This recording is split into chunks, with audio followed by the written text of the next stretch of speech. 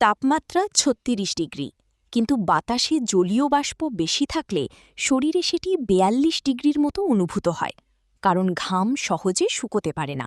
ফলে শরীরের স্বাভাবিক ঠান্ডা হওয়ার প্রক্রিয়া ব্যাহত হয়। এই কারণেই মানুষ হাঁসফাঁস করছেন। বিশেষ করে শহরাঞ্চলে কংক্রিটের প্রভাব, যানবাহনের ধোঁয়া এবং কম গাছপালা পরিস্থিতিকে আরও খারাপ করে তুলছে। কলকাতা শহরে গত কয়েকদিন ধরে দুপুরের পর মেঘ জমলেও বৃষ্টি খুব বেশি হচ্ছে না। কোথাও কোথাও সামান্য ঝিরঝিরে বৃষ্টি হলেও তাতে গরম কমছে না, বরং বৃষ্টির পরে আর্দ্রতা আরও বেড়ে যাচ্ছে। আবহাওয়াবিদরা জানাচ্ছেন, কালবৈশাখী না হলে এই ভ্যাপসা গরম থেকে বড় স্বস্তি পাওয়া কঠিন। দক্ষিণ ২৪ পরগনা, পূর্ব মেদিনীপুর এবং উপকূলবর্তী এলাকাগুলিতে পরিস্থিতি আরও বেশি অস্বস্তিকর, কারণ সমুদ্র ঘেঁষা অঞ্চলে আর্দ্রতা স্বাভাবিকভাবেই বেশি থাকে।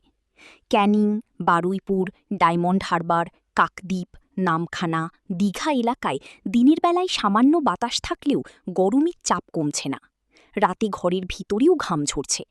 গ্রামের দিকে বিদ্যুৎ সমস্যা থাকলে অবস্থা আরও খারাপ হয়ে উঠছে।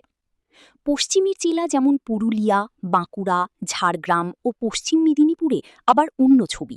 সেখানে তাপমাত্রা দ্রুত ৪০ ডিগ্রির কাছাকাছি পৌঁছে যাচ্ছে। দিনের বেলায় রোদের তাপ অত্যন্ত তীব্র। এর সঙ্গে কিছুটা আর্দ্রতাও যোগ হওয়ায় দাবদাহের মতো পরিস্থিতি তৈরি হচ্ছে। আবহাওয়া বিশেষজ্ঞদের মতে বর্তমানে মৌসুমী বায়ু এখনও পুরোপুরি দক্ষিণবঙ্গে প্রবেশ করেনি। তবে বঙ্গোপসাগরে জলীয় বাষ্পের যোগান অব্যাহত রয়েছে। ফলে মেঘ তৈরি হলেও বড়সড় বৃষ্টির পরিবেশ তৈরি হচ্ছে না। এই অবস্থাকে প্রি মনসুন হিউমিড ফেজ বলা হয়। সাধারণত বর্ষা ঢোকার আগে এই ধরনের ভ্যাপসা গরম কয়েকদিন থেকে কয়েক সপ্তাহ পর্যন্ত চলতে পারে।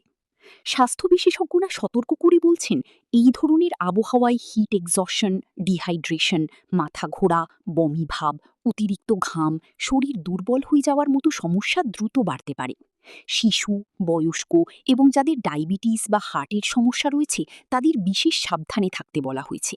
দুপুর ১২টা থেকে বিকেল ৪টার মধ্যে খুব প্রয়োজন না হলে বাইরে বেরোতে নিষেধ করা হচ্ছে।